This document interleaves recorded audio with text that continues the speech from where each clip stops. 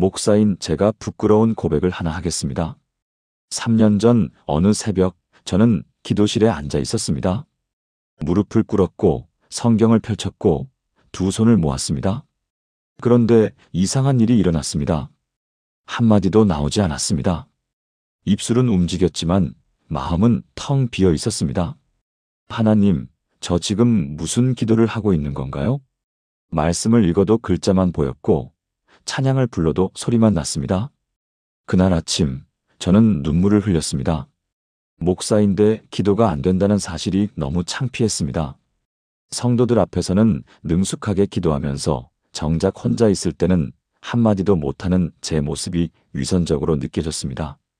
그날 오후 한 자매님에게서 전화가 왔습니다. 목사님, 저요. 요즘 기도가 안 돼요. 목소리가 떨리고 있었습니다. 새벽에 일어나서 무릎을 꿇는데 입이 안 열려요. 찬양을 틀어도 마음이 안 움직여요. 성경을 펼쳐도 그냥 글자만 보여요. 제가 믿음이 없는 건가요? 하나님이 저를 버리신 건가요? 그 순간 저는 깨달았습니다. 혼자가 아니구나. 우리 모두가 겪는 일이구나. 믿음이 좋은 사람도, 오래 신앙생활한 사람도, 심지어 목사도 기도가 막힐 때가 있구나. 여러분도 그런 경험 있으시죠? 무릎은 꿇었는데 마음은 딴 곳에 있는 것 같고 입으로는 기도하는데 영혼은 메말라 있는 것 같은 그런 시간 말입니다. 그런데 놀라운 사실이 있습니다. 성경은 바로 그 순간을 위한 말씀을 준비해 두셨습니다. 기도가 막혔을 때, 말씀이 닿지 않을 때, 하나님이 멀게 느껴질 때, 바로 그때 붙잡아야 할 7가지 말씀입니다.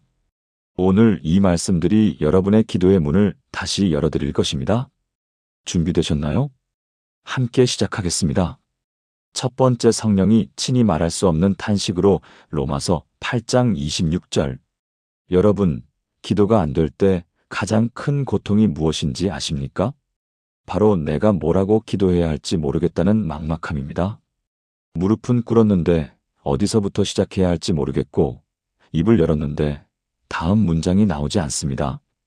머릿속은 복잡한데 정작 기도로는 표현이 안 됩니다.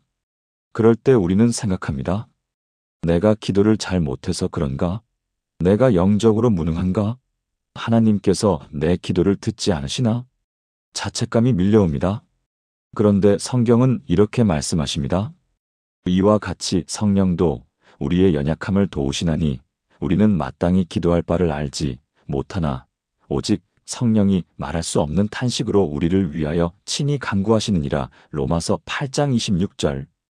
이 말씀을 천천히 들여다보겠습니다. 우리는 마땅히 기도할 바를 알지 못하나.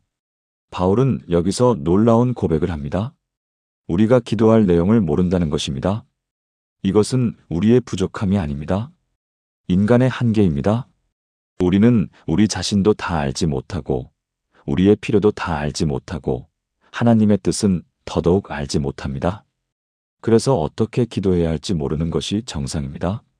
그런데 바로 그 지점에서 성령님이 일하십니다. 오직 성령이 말할 수 없는 탄식으로 우리를 위하여 친히 간구하시느니라. 성령님은 우리가 할 말을 잃었을 때 대신 말씀해 주시는 분이십니다. 우리가 표현하지 못하는 깊은 탄식까지도 하나님께 전달해 주시는 분이십니다. 말할 수 없는 탄식이라는 표현을 주목하십시오. 이것은 언어로 표현할 수 없을 정도로 깊고 간절한 기도를 의미합니다. 우리가 말로 다 표현하지 못해도 성령님은 우리 마음 깊은 곳의 진짜 필요를 아시고 하나님께 간구하십니다. 그렇다면 이것을 어떻게 적용할까요? 첫째, 기도가 막혔을 때 자책하지 마십시오.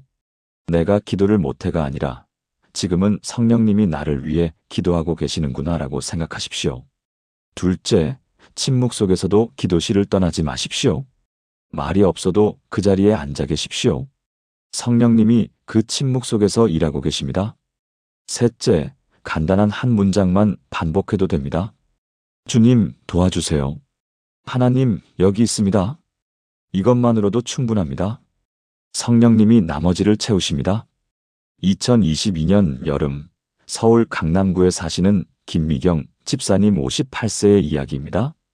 그분은 30년 넘게 새벽 기도를 빠지지 않으셨던 분입니다. 그런데 갑자기 큰딸이 교통사고를 당했습니다. 다행히 목숨은 건졌지만 6개월 동안 병원 생활을 해야 했습니다. 김 집사님은 매일 병원과 집을 오가며 딸을 돌봤습니다. 그리고 여전히 새벽 기도에 나갔습니다. 하지만 기도가 나오지 않았습니다. 무릎을 꿇으면 그냥 눈물만 났습니다.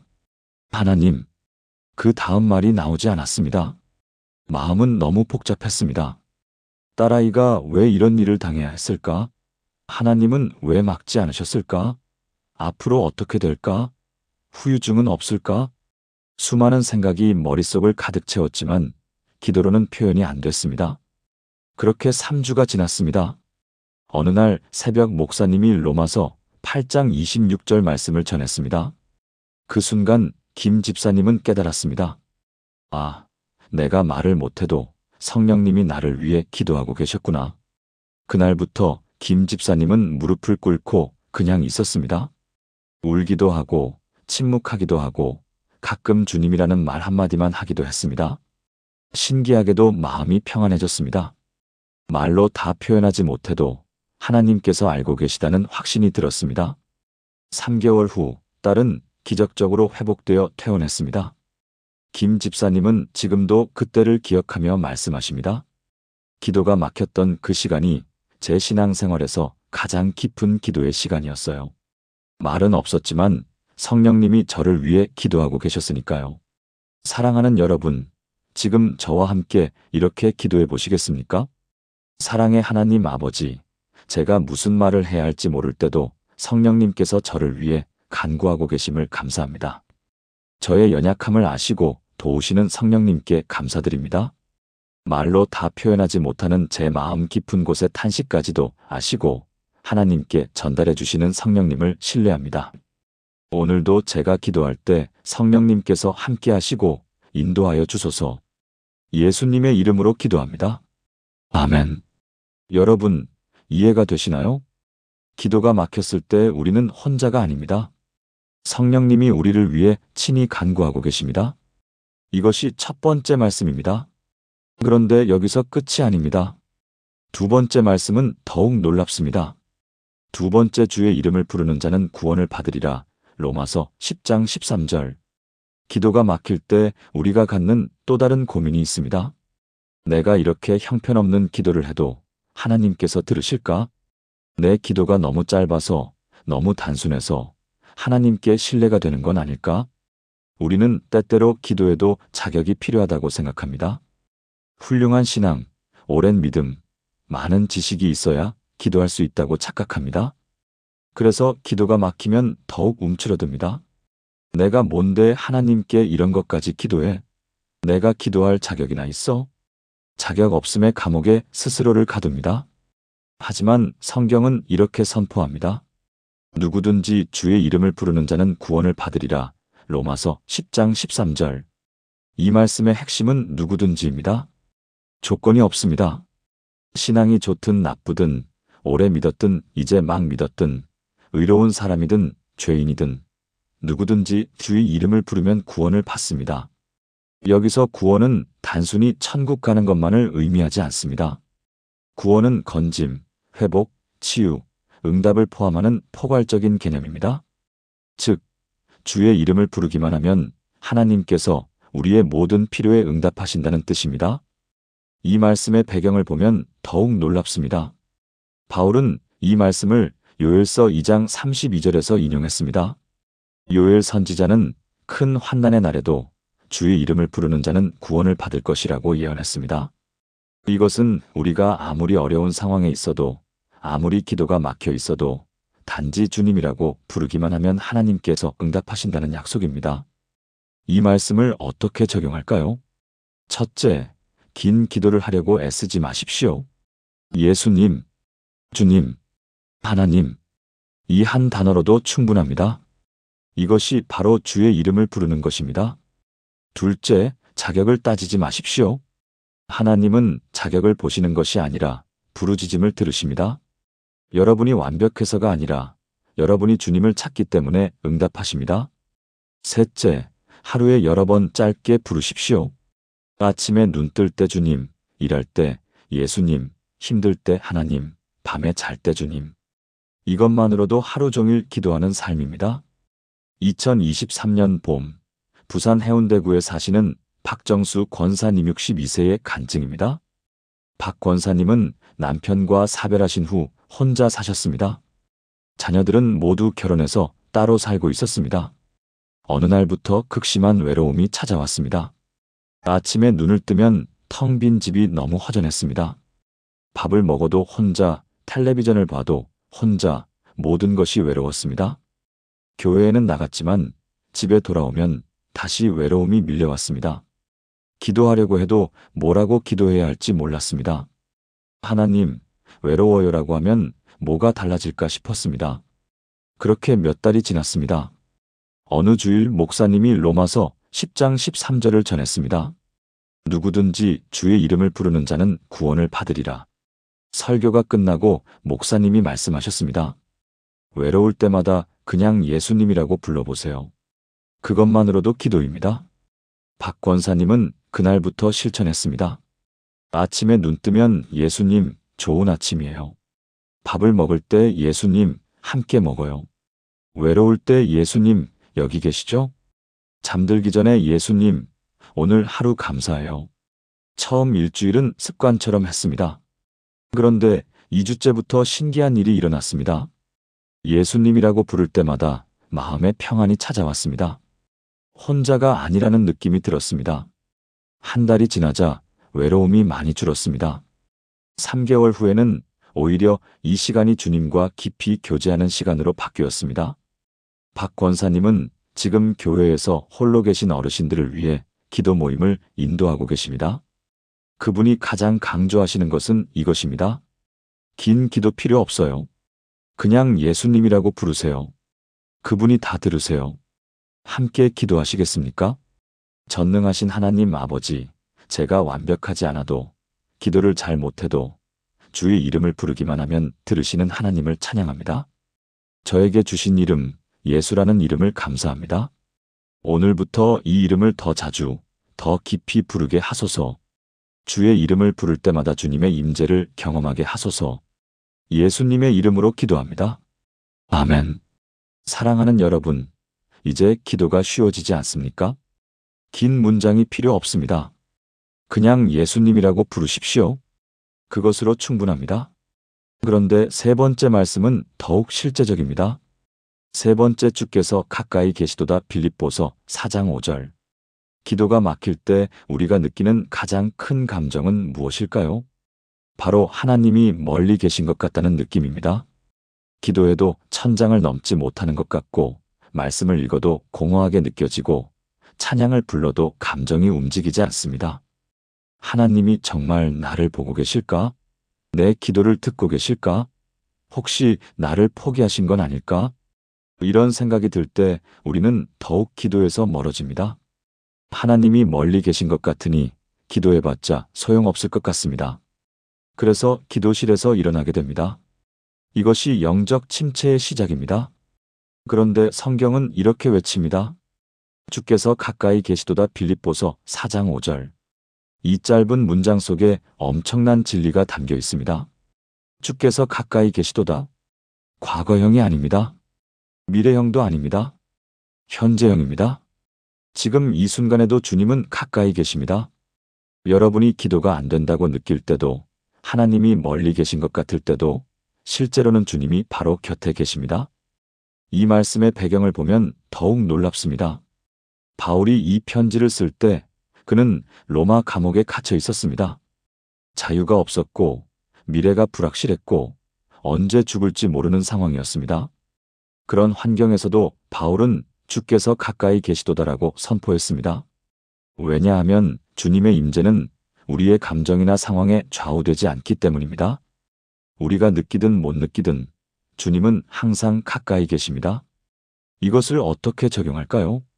첫째, 감정을 믿지 말고 말씀을 믿으십시오. 하나님이 멀게 느껴진다고 해서 정말 멀리 계신 것은 아닙니다.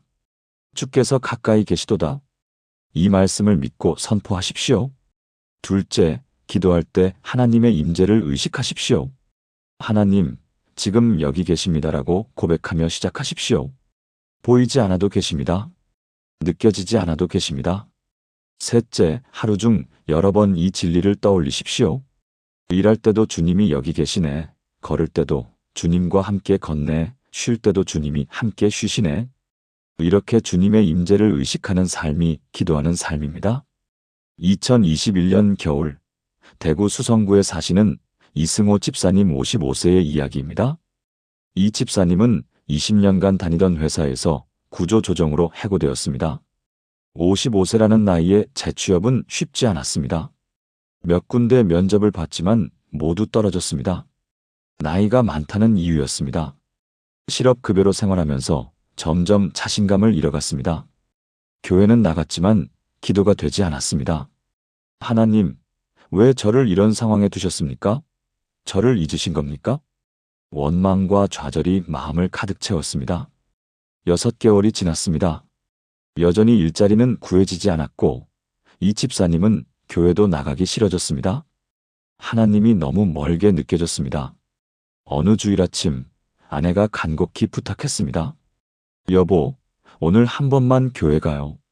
마지못해 교회에 갔습니다. 그날 설교 본문이 빌립보서 4장 5절이었습니다. 주께서 가까이 계시도다. 목사님이 말씀하셨습니다. 여러분이 하나님을 느끼지 못한다고 해서 하나님이 멀리 계신 것이 아닙니다. 지금 이 순간에도 주님은 여러분 곁에 계십니다. 이 집사님의 마음에 무언가가 움직였습니다. 그날부터 매일 아침 일어나면 이렇게 고백했습니다. 주께서 가까이 계시도다. 오늘도 주님이 나와 함께 하신다. 처음 몇 주는 아무 느낌이 없었습니다. 그냥 습관처럼 말만 했습니다. 그런데 한 달쯤 지나자 조금씩 변화가 일어났습니다. 이력서를 쓸 때도 주님이 함께 하시네. 면접을 보러 갈 때도 주님이 동행하시네. 결과를 기다릴 때도 주님이 인도하시리라. 마음의 평안이 찾아왔습니다. 2개월째 되던 어느 날 작은 중소기업에서 연락이 왔습니다. 연봉은 전 직장보다 적었지만 이 집사님은 감사했습니다. 그 회사에서 3년을 일했고 지금은 팀장으로 일하고 계십니다. 이 집사님이 지금도 매일 아침 고백하는 말씀이 있습니다. 주께서 가까이 계시도다. 그분은 말씀하십니다. 그때 제가 배운 것은 하나님의 임재는 제 감정과 상관없다는 것입니다. 느껴지지 않아도 주님은 항상 가까이 계십니다. 함께 고백하시겠습니까? 사랑의 하나님 아버지, 제가 주님을 느끼지 못할 때도 주님은 가까이 계심을 믿습니다. 지금 이 순간에도 주님께서 저와 함께 하심을 고백합니다. 제 감정이 아니라 주님의 말씀을 신뢰합니다. 오늘 하루도 주님의 임재를 의식하며 살게 하소서. 주님과 동행하는 하루가 되게 하소서. 예수님의 이름으로 기도합니다. 아멘. 여러분, 주님은 지금 여기 계십니다. 여러분이 이 영상을 보는 이 순간에도 주님은 여러분과 함께 하십니다. 이것을 믿고 고백하십시오. 그런데 네 번째 말씀은 우리에게 더 구체적인 방법을 알려줍니다. 네 번째, 쉬지 말고 기도하라. 데살로니가전서 5장 17절. 여러분, 기도가 안 될 때 우리는 이런 생각을 합니다. 오늘은 기도가 안 되니까 내일 하자. 지금은 마음이 안 움직이니까 나중에 하자. 그렇게 미루다 보면 하루, 이틀, 일주일이 지나갑니다. 기도하지 않는 것이 습관이 됩니다. 그리고 나중에는 기도하는 방법조차 잊어버립니다. 마치 운동을 안 하면 근육이 빠지는 것처럼 기도를 안 하면 영적 근육이 빠집니다. 기도가 더욱 어려워집니다. 악순환입니다. 그래서 많은 성도들이 기도의 끈을 놓아버립니다. 하지만 성경은 이렇게 명령하십니다. 쉬지 말고 기도하라. 데살로니가전서 5장 17절. 이 말씀은 신약 성경에서 가장 짧은 구절 중 하나입니다. 하지만 가장 강력한 명령입니다. 쉬지 말고 기도하라. 여기서 쉬지 말고는 끊임없이 계속해서라는 의미입니다. 그렇다고 24시간 무릎 꿇고 있으라는 뜻은 아닙니다. 이것은 삶의 모든 순간에 기도하는 태도를 유지하라는 뜻입니다. 일할 때도 기도하고 쉴 때도 기도하고 기쁠 때도 기도하고 슬플 때도 기도하라는 것입니다. 바울이 이 편지를 쓴 이유가 있습니다. 데살로니가 교회는 극심한 핍박을 받고 있었습니다. 성도들은 믿음을 지키기 위해 직장을 잃고 가족에게 버림받고 때로는 목숨까지 위협받았습니다. 그런 상황에서 기도하기는 쉽지 않았습니다. 그래도 바울은 쉬지 말고 기도하라고 명령했습니다. 왜냐하면 기도가 그들의 유일한 생명줄이었기 때문입니다. 기도를 멈추면 믿음도 멈추고 믿음이 멈추면 삶도 무너집니다. 이것을 어떻게 적용할까요? 첫째, 기도를 일상의 모든 순간에 녹여내십시오. 아침 출근길에 주님, 오늘 하루 인도하소서. 점심 먹을 때 주님, 이 음식 감사합니다. 저녁 퇴근길에 주님, 오늘 하루 감사합니다. 이것이 쉬지 않고 기도하는 것입니다. 둘째, 기도가 안 될 때도 기도하는 자리를 지키십시오. 말이 나오지 않아도 그 자리에 앉아 계십시오. 침묵도 기도입니다. 탄식도 기도입니다. 셋째, 짧고 간단한 기도를 습관화하십시오. 주님, 도와주세요. 이 한 문장을 하루에 100번 기도하는 것이 한 번에 긴 기도하는 것보다 훨씬 강력합니다. 2020년 초 코로나19가 한창이던 때의 이야기입니다. 서울 송파구에 사시는 최영희 권사님 64세는 작은 식당을 운영하고 계셨습니다. 코로나로 손님이 끊기면서 매출이 90% 이상 감소했습니다. 직원 급여를 주기도 어려웠고 월세를 내기도 힘들었습니다. 매일 밤 잠을 이루지 못했습니다. 가게를 닫아야 하나? 빚은 어떻게 갚지? 직원들은 어떻게 하지? 걱정과 불안이 마음을 짓눌렀습니다. 기도하려고 해도 원망만 나왔습니다. 하나님, 왜 이런 일을 허락하셨습니까? 제가 무슨 잘못을 했습니까? 그렇게 3개월이 지났습니다. 어느 날 새벽 교회에서 온라인 새벽 기도회 영상을 보게 되었습니다. 목사님이 데살로니가전서 5장 17절을 전했습니다. 쉬지 말고 기도하라. 그리고 이렇게 말씀하셨습니다. 기도가 안 될 때도 기도하십시오. 말이 안 나와도 그 자리에 머무십시오. 그것이 쉬지 않고 기도하는 것입니다. 최 권사님은 그날부터 실천했습니다. 새벽 5시에 일어나 무릎을 꿇었습니다. 말이 나오지 않았습니다. 그래도 30분을 그 자리에 앉아 있었습니다. 가게에 출근할 때도 주님, 오늘도 함께 하소서라고 기도했습니다. 손님이 없을 때도 주님, 감사합니다라고 고백했습니다. 저녁에 집에 돌아와서도 주님, 내일도 인도하소서라고 기도했습니다. 처음 2주는 아무 변화가 없었습니다. 매출도 그대로였고 상황도 나아지지 않았습니다. 하지만 최 권사님의 마음은 조금씩 변했습니다. 불안이 줄어들고 평안이 찾아왔습니다. 1개월째 작은 기적이 일어나기 시작했습니다. 단골 손님들이 포장 주문을 늘려주기 시작했습니다. 권사님 힘내세요. 우리가 더 자주 올게요. 2개월째 배달 주문이 늘어났습니다. 3개월째 매출이 조금씩 회복되기 시작했습니다. 6개월 후 코로나 이전 수준의 70%까지 회복되었습니다. 완전히 회복된 것은 아니었지만 견딜만 했습니다. 최 권사님은 지금도 매일 쉬지 않고 기도합니다. 그분의 고백입니다. 그때 배운 것은 기도는 상황을 바꾸기 위한 것이 아니라 나를 바꾸기 위한 것이라는 거예요. 쉬지 않고 기도하면서 제 마음이 바뀌었고 그 마음으로 상황을 이겨낼 힘을 얻었습니다. 사랑하는 여러분, 함께 기도하시겠습니까? 전능하신 하나님 아버지, 쉬지 않고 기도하라고 명령하신 주님께 감사드립니다. 제가 기도할 힘이 없을 때도 주님께서 저를 붙들어 주심을 믿습니다. 오늘부터 매 순간 주님께 기도하는 삶을 살게 하소서. 말이 나오지 않아도 주님 앞에 머무는 은혜를 주소서. 쉬지 않고 기도하는 삶으로 주님과 동행하게 하소서. 예수님의 이름으로 기도합니다. 아멘. 여러분, 기도는 멈추는 순간 끝입니다. 하지만 쉬지 않고 계속하면 반드시 응답이 옵니다. 오늘부터 쉬지 말고 기도하십시오. 그런데 5번째 말씀은 우리에게 기도의 비밀을 알려줍니다. 5번째 내 이름으로 무엇을 구하든지 내가 행하리라. 요한복음 14장 14절. 기도가 안 될 때 우리가 갖는 또 다른 고민이 있습니다. 내가 이런 것을 기도해도 될까? 너무 작은 것 아닐까? 하나님께서 귀찮아 하시는 건 아닐까? 혹은 반대로 이건 너무 큰일이야. 내가 이런 것까지 기도하는 게 주제넘는 건 아닐까? 우리는 기도 제목의 크기를 재면서 망설입니다. 그래서 결국 기도하지 못합니다. 또 어떤 분들은 기도해도 응답받지 못할까 봐 두렵습니다. 기도했는데 안 되면 어떡하지? 그럼 더 실망할 텐데. 이런 두려움 때문에 아예 기도를 시작하지 못합니다. 그런데 예수님은 이렇게 약속하십니다. 너희가 내 이름으로 무엇을 구하든지 내가 행하리니 이는 아버지로 하여금 아들로 말미암아 영광을 받으시게 하려 함이라. 요한복음 14장 14절. 이 말씀의 핵심은 무엇을 구하든지입니다. 제한이 없습니다. 크든 작든 물질적이든 영적이든 개인적이든 공동체적이든 무엇을 구하든지 예수님의 이름으로 구하면 주님께서 행하십니다. 여기서 중요한 것은 내 이름으로입니다. 예수님의 이름으로 기도한다는 것은 단순히 기도 끝에 예수님의 이름으로 기도합니다라고 붙이는 것이 아닙니다.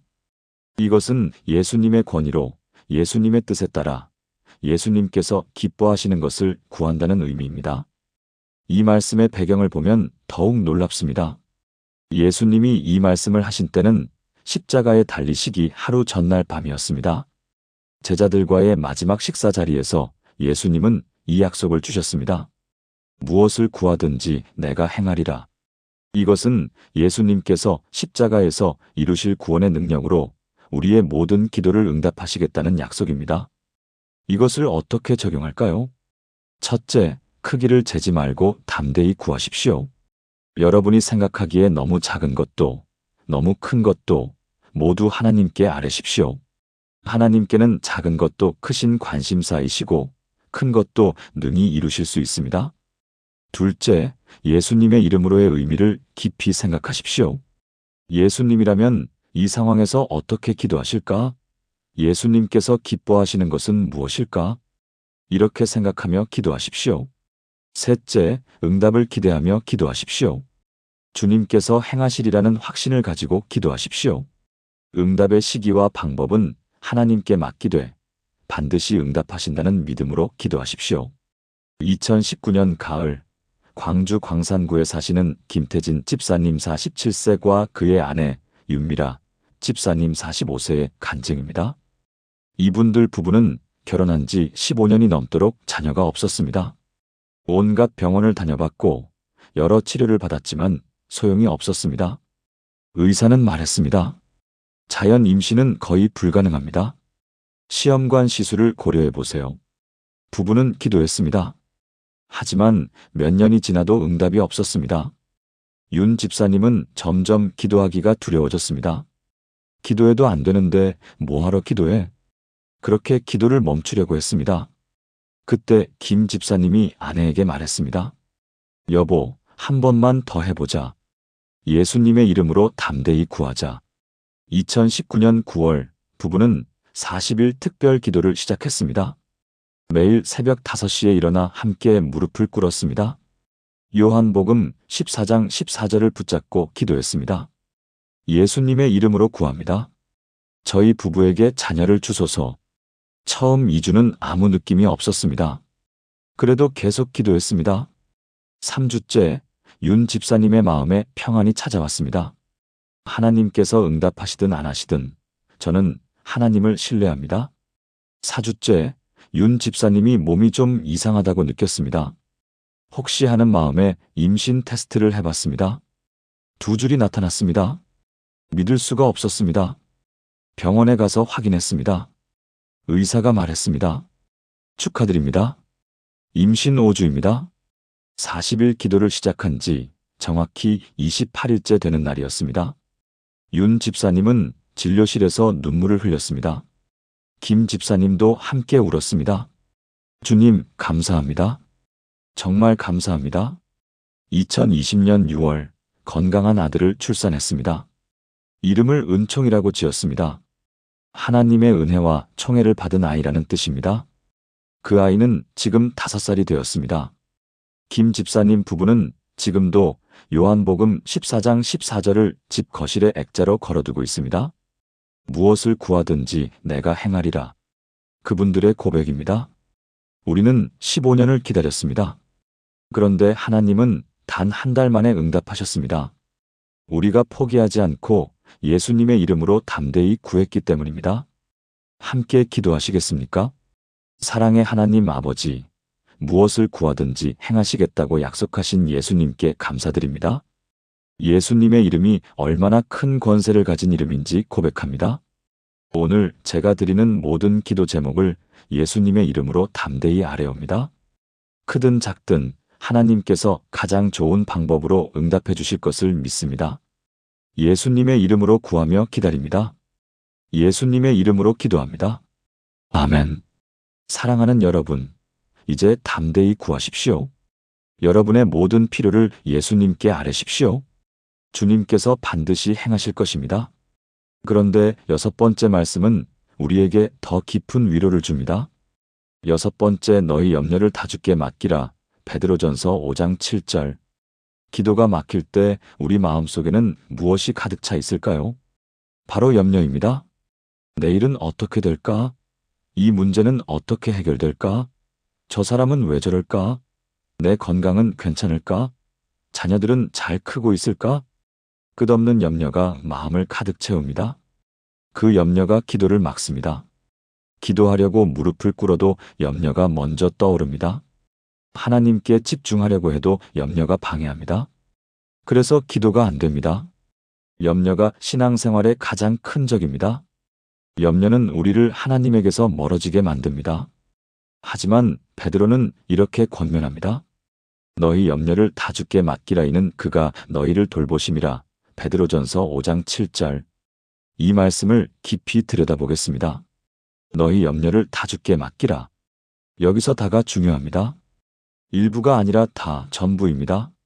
작은 염려도, 큰 염려도, 말할 수 없는 염려까지도 모두 주께 맡기라는 것입니다. 그리고 이는 그가 너희를 돌보심이라. 하나님께서 우리를 돌보십니다. 우리가 염려하는 모든 것을 하나님께서 다 아시고 돌보고 계십니다. 우리가 염려할 필요가 없습니다. 베드로가 이 편지를 쓴 배경을 보면 더욱 의미가 깊습니다. 당시 크리스천들은 극심한 핍박을 받고 있었습니다. 네로 황제는 크리스천들을 잡아 사자밥으로 던지거나 십자가에 못 박았습니다. 언제 죽을지 모르는 상황에서 염려하지 않기란 불가능했습니다. 그런데 베드로는 염려를 다 주께 맡기라고 했습니다. 왜냐하면 하나님께서 그들을 돌보고 계셨기 때문입니다. 이것을 어떻게 적용할까요? 첫째, 염려를 구체적으로 적어보십시오. 내가 무엇을 염려하고 있지? 명확히 파악하십시오. 그리고 그 목록을 하나님께 올려드리십시오. 하나님, 이것들을 주님께 맡깁니다. 둘째, 맡긴 후에는 다시 붙잡지 마십시오. 우리는 종종 하나님께 맡긴다고 하면서도 계속 붙잡고 있습니다. 진정으로 맡기십시오. 하나님께서 더 잘 처리하실 것을 믿으십시오. 셋째, 염려가 다시 올라올 때마다 이 말씀을 외우십시오. 그가 나를 돌보심이라. 이 진리를 반복해서 고백하십시오. 2024년 봄, 인천 연수구에 사시는 정수진 집사님 52세의 간증입니다. 정 집사님의 남편은 3년 전 뇌졸중으로 쓰러졌습니다. 다행히 목숨은 건졌지만 오른쪽 몸이 마비되었습니다. 일을 할 수 없게 되었습니다. 정 집사님이 혼자 생계를 책임져야 했습니다. 마트에서 아르바이트를 시작했습니다. 아침 6시에 출근해서 저녁 8시에 퇴근했습니다. 집에 오면 남편을 돌봐야 했습니다. 식사 도와드리고, 약 챙겨드리고, 재활 운동 도와드리고, 자정이 넘어서야 잠자리에 들 수 있었습니다. 몸은 너무 힘들었지만 더 힘든 것은 마음이었습니다. 남편 병은 나아질까? 우리 노후는 어떻게 되지? 아이들 학비는 어떻게 마련하지? 내가 쓰러지면 어떡하지? 끝없는 염려가 밤잠을 설치게 했습니다. 교회는 나갔지만 기도가 되지 않았습니다. 기도하려고 하면 염려만 떠올랐습니다. 그렇게 1년이 지났습니다. 정 집사님은 극도의 스트레스로 불면증과 우울증이 왔습니다. 병원에 가서 약을 처방받았지만 근본적인 해결책은 아니었습니다. 어느 주일 목사님이 베드로전서 5장 7절을 전했습니다. 너희 염려를 다 주께 맡기라. 이는 그가 너희를 돌보심이라. 설교가 끝나고 목사님이 제안했습니다. 지금 여러분의 염려를 종이에 적어보세요. 그리고 하나님께 맡기는 기도를 드리세요. 정 집사님은 종이를 꺼내 적기 시작했습니다. 남편의 건강, 경제적 어려움, 자녀 교육비, 자신의 건강, 미래에 대한 불안. 적다 보니 한 페이지가 가득 찼습니다. 내가 이렇게 많은 것을 염려하고 있었구나. 눈물이 났습니다. 그리고 무릎을 꿇고 기도했습니다. 하나님, 제가 이 모든 염려를 주님께 맡깁니다. 저는 더 이상 이것들을 붙잡지 않겠습니다. 주님께서 저를 돌보시는 것을 믿습니다. 기도를 마치고 일어났을 때 마음이 가벼워졌습니다. 그날 밤 오랜만에 푹 잤습니다. 다음 날 아침 염려가 다시 올라왔습니다. 하지만 정 집사님은 즉시 고백했습니다. 그가 나를 돌보심이라. 이미 주님께 맡겼어. 일주일, 2주일, 한 달이 지났습니다. 염려는 여전히 올라왔지만 그때마다 정 집사님은 이 말씀을 고백했습니다. 2개월째 작은 변화가 일어났습니다. 남편의 재활 운동 효과가 나타나기 시작했습니다. 오른손을 조금 움직일 수 있게 되었습니다. 3개월째 마트에서 정직원 제안을 받았습니다. 급여가 50만 원 올랐고 근무 시간도 2시간 줄었습니다. 6개월째 큰아들이 장학금을 받았습니다. 학비 부담이 많이 줄었습니다. 정 집사님은 지금도 가방 속에 그날 적었던 염려 목록을 가지고 다닙니다. 그리고 염려가 올라올 때마다 그 종이를 꺼내봅니다. 이미 주님께 맡겼어. 주님께서 나를 돌보시고 계셔. 정 집사님의 고백입니다. 염려를 내려놓는 것이 쉽지는 않았어요. 하지만 매일 이 말씀을 고백하면서 조금씩 평안을 얻었습니다. 그리고 하나님께서 정말로 저를 돌보고 계신다는 것을 경험했습니다. 함께 기도하시겠습니까? 사랑의 하나님 아버지, 제 모든 염려를 주님께 맡깁니다. 제가 붙들고 있던 경제적 염려, 건강의 염려, 관계의 염려, 미래에 대한 염려, 모든 것을 지금 이 시간 주님께 내려놓습니다. 주님께서 저를 돌보심을 믿습니다. 제가 염려하는 모든 것을 주님께서 더 잘 아시고 더 좋은 방법으로 처리하실 것을 신뢰합니다. 오늘부터 염려 대신 신뢰로, 불안 대신 평안으로 살게 하소서. 예수님의 이름으로 기도합니다. 아멘. 여러분, 이제 염려를 내려놓으십시오. 하나님께서 여러분을 돌보고 계십니다. 염려를 내려놓는 순간 기도가 다시 시작됩니다. 그런데 마지막 7번째 말씀은 우리에게 가장 강력한 확신을 줍니다. 7번째 구하라 찾으라 두드리라 마태복음 7장 7, 8절. 기도가 안 될 때 우리가 마지막으로 맞닥뜨리는 벽이 있습니다. 이렇게까지 기도했는데 왜 응답이 없을까? 하나님께서 정말 들으시기는 하실까? 혹시 나는 버림받은 건 아닐까? 응답 없는 기도에 대한 좌절감입니다. 우리는 한두 번 기도하고 응답이 없으면 포기하고 싶어집니다. 이렇게 해도 안 되는데 더 기도해서 뭐하나. 기도의 끈을 놓고 싶어집니다. 그래서 많은 성도들이 기도를 멈춥니다. 이것이 사탄이 원하는 것입니다. 우리가 기도를 포기하게 만드는 것, 그것이 사탄의 전략입니다. 그런데 예수님은 이렇게 명령하십니다.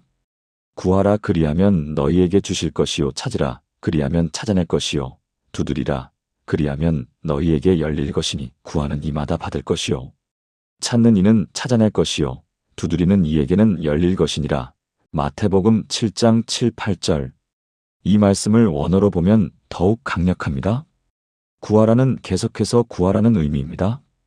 찾으라는 계속해서 찾으라는 의미입니다. 두드리라는 계속해서 두드리라는 의미입니다. 한 번 하고 마는 것이 아니라 계속하라는 것입니다. 그리고 약속하십니다. 구하는 이마다 받을 것이요. 예외가 없습니다. 구하는 이마다 모든 사람이 받습니다. 찾는 이는 찾아낼 것이요. 반드시 찾습니다. 두드리는 이에게는 열릴 것이니라. 확실히 열립니다. 예수님이 이 말씀을 하신 이유가 있습니다.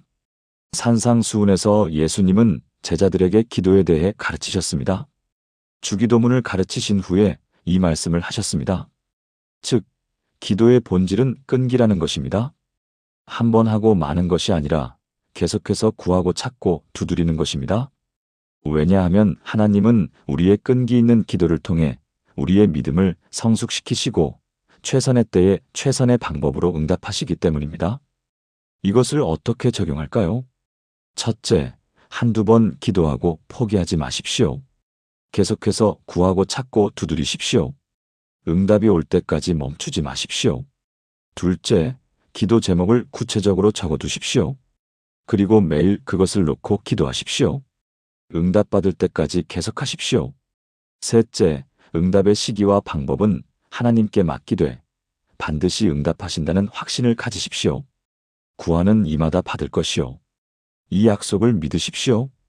2018년부터 2023년까지 5년간의 기도 응답 이야기입니다. 전주에 사시는 한미숙 권사님 59세의 둘째 아들 이야기입니다.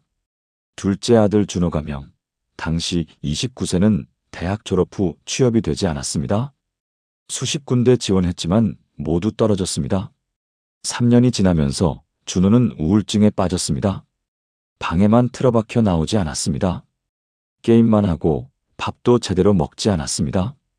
한 권사님은 매일 아들을 위해 기도했습니다. 하나님, 준호에게 좋은 직장을 주세요. 준호가 다시 일어서게 해주세요. 1년이 지났습니다. 변화가 없었습니다. 2년이 지났습니다. 여전했습니다. 주변에서 말했습니다. 권사님, 이제 포기하세요. 아들이 변할 것 같지 않아요. 하지만 한 권사님은 포기하지 않았습니다. 매일 새벽 5시에 일어나 무릎을 꿇었습니다. 하나님, 오늘도 구합니다. 오늘도 찾습니다. 오늘도 두드립니다. 제 아들 준호를 일으켜 주소서. 3년째, 4년째가 지났습니다. 한 권사님의 눈물로 얼룩진 기도 노트에는 같은 기도 제목이 1000번 넘게 적혀 있었습니다. 준호의 회복?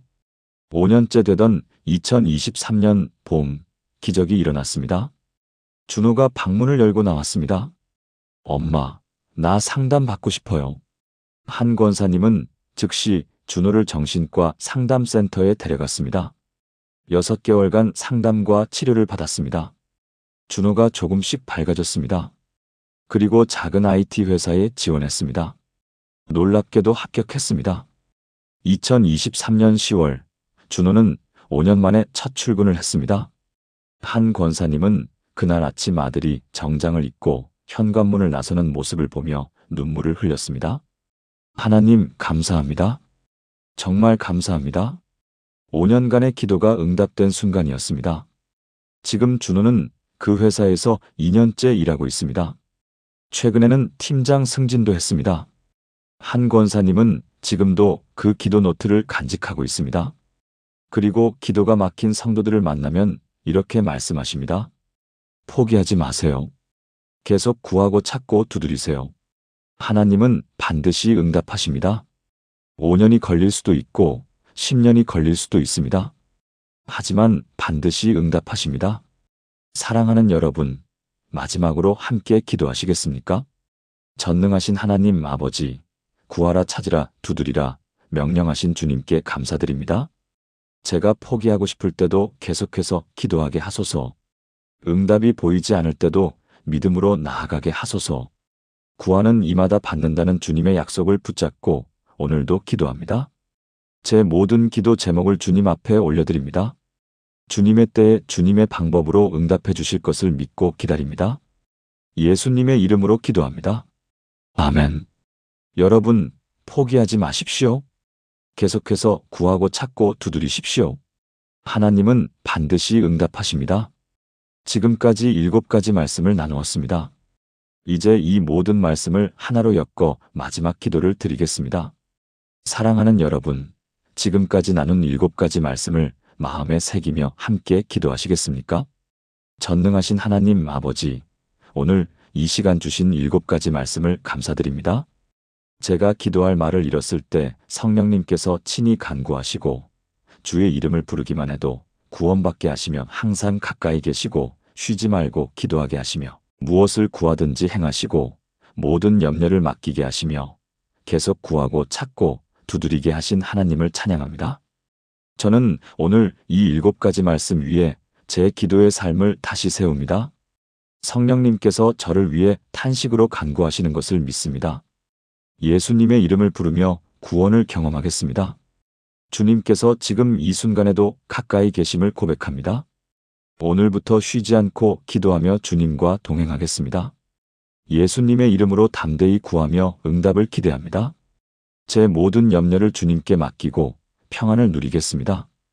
포기하지 않고 계속해서 구하고 찾고 두드리겠습니다.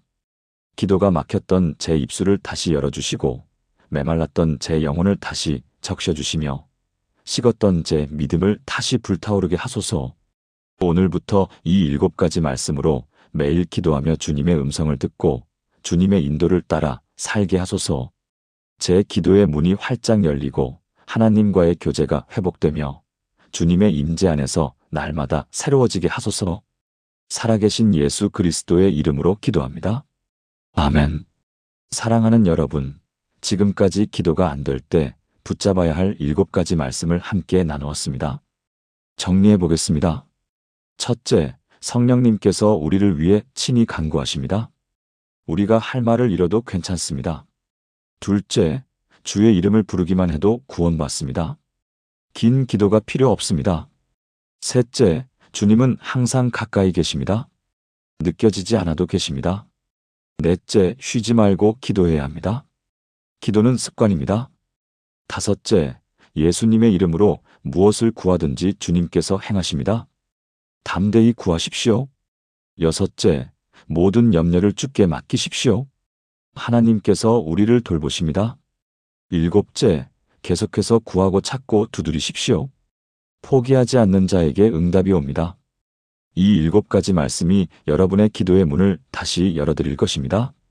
오늘부터 이 말씀들을 붙잡고 기도하십시오. 기도가 막혔을 때마다 이 말씀들을 떠올리십시오. 그러면 여러분의 기도는 다시 살아날 것입니다. 여러분의 영혼은 다시 회복될 것입니다. 여러분의 삶은 다시 풍성해질 것입니다. 오늘 이 말씀이 여러분에게 힘이 되었다면 좋아요를 눌러주시고 댓글로 아멘이라고 고백해 주세요. 그리고 기도가 막혀 힘들어하는 주변의 믿음의 가족들에게도 이 영상을 공유해 주세요.